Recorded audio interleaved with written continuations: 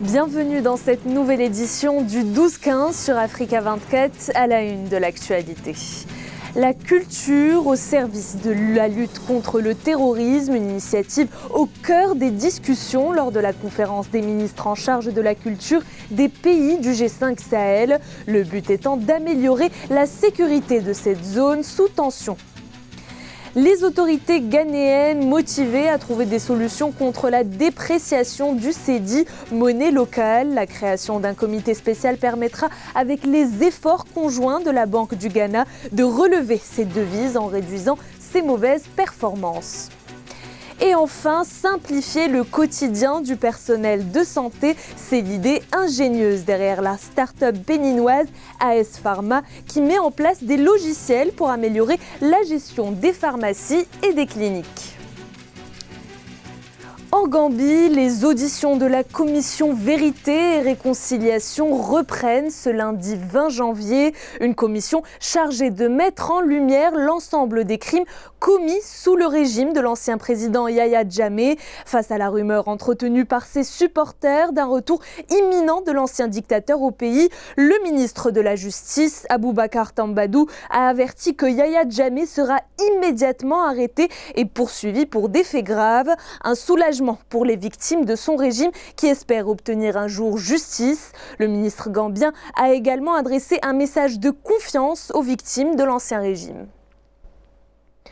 Se servir de la culture comme alternative à la stratégie militaire dans un contexte de lutte contre le terrorisme, c'était le sujet au cœur de la conférence des ministres en charge de la culture des pays du G5 Sahel, un événement qui a pris fin ce 17 janvier à Ouagadougou, capitale du Burkina Faso, une initiative qui a pour but d'améliorer la situation sécuritaire dans cette zone. Reportage de notre correspondant Jean-Paul Ouedraogo.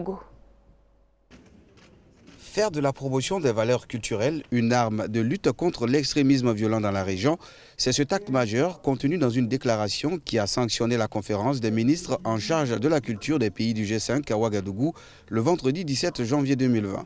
Ainsi, les pays du G5 entendent désormais se servir du maillon de la culture comme une alternative à la stratégie militaire pour faire face au contexte sécuritaire. Nous, ministres en charge de la culture, réaffirmons la nécessité de la promotion des systèmes de valeurs en partage au sein de nos communautés, non seulement pour la paix, mais également pour le développement durable. Décision politique majeure attendue à l'issue de la rencontre, la déclaration de Ouagadougou a été suivie de deux autres appels formulés par les autorités coutumières, les artistes et les écrivains. Ces actes appellent à consacrer plus de budget au secteur de la culture afin qu'il puisse accompagner les efforts de lutte contre le terrorisme dans les différents pays.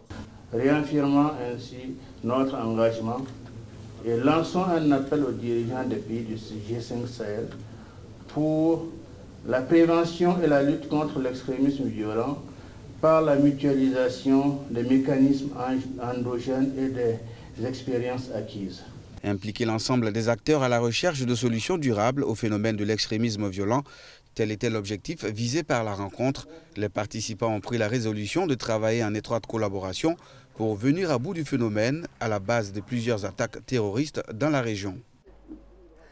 Toujours dans l'actualité, Marcel Libama, leader de la société civile gabonaise libre et une des 4 personnalités à avoir introduit une requête devant les juridictions gabonaises à l'encontre du fils du président Ali Bongo, Noureddine Valentin, s'est vu empêcher ce dimanche 19 janvier de quitter le territoire gabonais. Aucune notification écrite ne lui a été signifiée par les éléments de la police de l'air et des frontières de l'aéroport de Libreville au moment des faits. La section gabonaise de la campagne internationale Tournons la page condamne ces manœuvres d'intimidation du pouvoir. Le 13 janvier dernier, plusieurs acteurs de la société civile avaient introduit des plaintes pour corruption active et passive, corruption d'agents publics étrangers, blanchiment des capitaux, de criminalité financière en bande organisée ou encore d'associations de malfaiteurs contre le fils aîné d'Ali Bongo.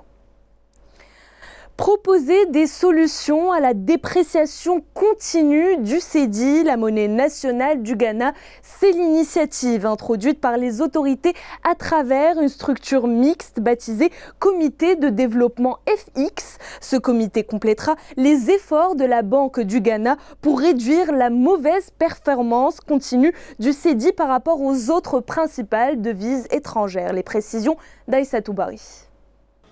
Selon les données de la Banque du Ghana, en décembre 2019, le cedi avait perdu près de 13% de sa valeur par rapport au dollar, alors qu'en 2018, c'était une perte de valeur de 8,2%. Afin de trouver des solutions à cette dépréciation continue, le gouvernement ghanéen a mis en place un comité mixte pour examiner le problème et aider à le résoudre.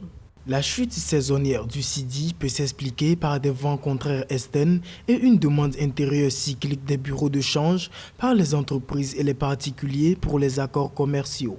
D'autres stratégies ont récemment été adoptées par la Banque du Ghana pour atténuer la dépréciation continue du cedi. Pour mettre en œuvre sa nouvelle stratégie, l'institution mettra en vente aux enchères 715 millions de dollars à terme au cours de l'année 2020. La monnaie est soutenue en grande partie par le dynamisme d'une économie lorsqu'on est en parité flexible. On se rend compte que le Ghana affiche pas mal de résultats intéressants en termes économiques et macroéconomiques depuis quelques années. Et donc la mise en place d'un comité pour proposer des solutions est bienvenue. Ça permettra d'avoir une vision holistique du problème afin de l'adresser au mieux. Avoir une croissance durable, soutenable et qui aura des impacts positifs sur les conditions de vie des populations. La dépréciation continue du cedi, la monnaie nationale, constitue un frein à la croissance économique du Ghana. En attendant la conclusion des investigations, certains analystes estiment que la dépréciation du cedi est due en partie à la faiblesse des réserves de change du pays.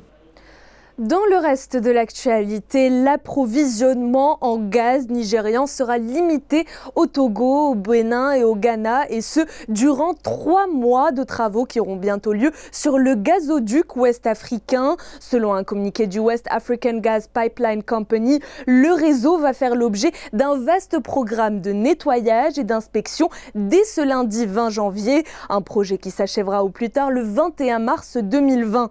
Ces travaux, dont la part se fera dans les zones offshore que traverse le gazoduc, notamment dans les zones nigérianes, limiteront temporairement la disponibilité du gaz au niveau de l'installation de prélèvement de Tema au Ghana, ce qui pourrait impacter la production électrique du pays, selon le ministère ghanéen. Au Togo, la limitation de l'approvisionnement en gaz jouera un rôle mineur dans la production d'énergie du pays, notamment grâce à l'hydrocarbure.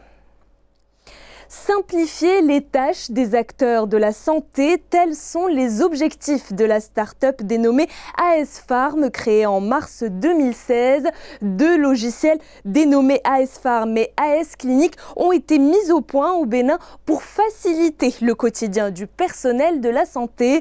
AS Pharm est un logiciel de gestion des pharmacies d'officine et AS Clinique une suite logicielle pour la gestion des cliniques, des cabinets médicaux et des laboratoires d'analyse. Reportage de notre correspondant Lefti Ounou. Les promoteurs de la start-up dénommée AS Pharm innovent dans le secteur de la santé du Bénin. Éditeurs de logiciels pour le secteur de la santé, Régis Salakor et Sidik Aboudou ont décidé de doter les professionnels de la santé d'outils performants leur permettant de se consacrer à leur passion avec plus d'efficacité. Objectif, simplifier les tâches métiers et actions administratives des acteurs de la santé. Ils ont créé 2 logiciels intitulés AS Pharm et AS Clinique afin de satisfaire les besoins du domaine de la santé. AS Clinique est une suite logicielle destinée à la gestion des cliniques, des cabinets médicaux et laboratoires d'analyse. AS Clinique est un outil puissant, complet, qui peut être utilisé par toutes les structures sanitaires, quelle que soit leur taille. AS Pharm est un logiciel qui assure la gestion des officines. Ce logiciel a été plébiscité au Bénin et dans la sous-région. C'est un outil qui nous permet donc d'anticiper très rapidement, en 2-3 clics, la liste des produits qui vont se périmer donc, au cours de l'année et en fonction des mois.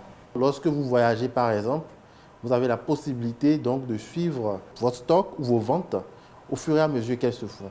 Créée en mars 2016, l'entreprise AS Pharm emploie une 50aine de personnes. Elle est devenue un groupe présent via ses filiales au Bénin, au Niger, au Togo, en Côte d'Ivoire et au Sénégal. En 2019, le chiffre d'affaires du groupe est estimé à près de 170 millions de francs CFA. Avec toutes les filiales actives, les promoteurs espèrent une prévision d'un chiffre d'affaires de plus de 400 millions de francs CFA pour 2020. Dans le reste de l'actualité, une réunion de relance du comité de suivi de l'accord de paix d'Alger s'est achevée ce dimanche 19 janvier à Bamako, au Mali. Parmi les sujets évoqués, le retour de l'armée malienne reconstituée à Kidal. Il s'agit d'un contingent composé des forces armées maliennes et ex-combattants des groupes armés. La question du redéploiement de l'armée dans cette localité, toujours sous contrôle des ex-rebelles, a permis d'émettre des solutions pour assurer le processus de paix dans la région. La question du développement des zones désertiques du Nord a également été soulevée lors de cette réunion, notamment le fond de ce projet qui sera alimenté principalement par la France avec 2 millions d'euros à la clé. Initiée il y a 16 ans par les éco-gardes à Grand Popo au Bénin, la journée nationale des tortues marines a été célébrée samedi 18 janvier à la plage Tokplek-Bay de Cotonou, capitale économique du pays. Organisée par des ONG soucieuses de la préservation de la biodiversité, cet événement vise à sensibiliser les populations et à révéler le rôle des différents acteurs dans la préservation des ressources naturelles. Ces ONG plaident aujourd'hui pour l'institution de la Journée nationale des espèces menacées au Bénin. Reportage de notre correspondant Lefty Onou. Une tortue verte attrapée en mer par des braconniers et des bébés tortues après incubation ont été lâchés en mer à la plage Tokplek-Bay à Cotonou. Ce geste constitue l'œuvre de l'organisation non gouvernementale dénommée Nature Tropicale ainsi que des associations qui s'investissent dans la préservation des ressources naturelles et qui travaillent pour la protection des espèces menacées. Cette action s'inscrit dans le cadre de la célébration de la Journée nationale des tortues marines. Il y a certaines plages où le massacre continue, mais il y a d'autres plages que les résultats vraiment sont encourageants parce que, comme l'activité que nous faisons ici aujourd'hui, c'est à l'initiative des populations. C'est les populations qui ont trouvé qu'il faudrait qu'on célèbre les tortues. Et notre message aujourd'hui, c'est que le gouvernement puisse dédier une journée pour les espèces menacées au Bénin, une journée nationale. Au total, 4 espèces viennent sur les côtes béninoises et 2 pondent chacune près de 120 œufs avec 98% d'éclosion. Mais les littoraux du pays ne sont pas particulièrement protégés et les populations y vivent en permanence. Cependant, la reconstitution de certaines plages sablonneuses a favorisé la multiplication des nids des tortues marines. Le gouvernement a mis en place un projet de sécurisation et de nettoyage des plages. Ce programme permet aussi aux brigadiers, parmi lesquels il y a des éco-gardes, qui veillent à la protection des tortues marines.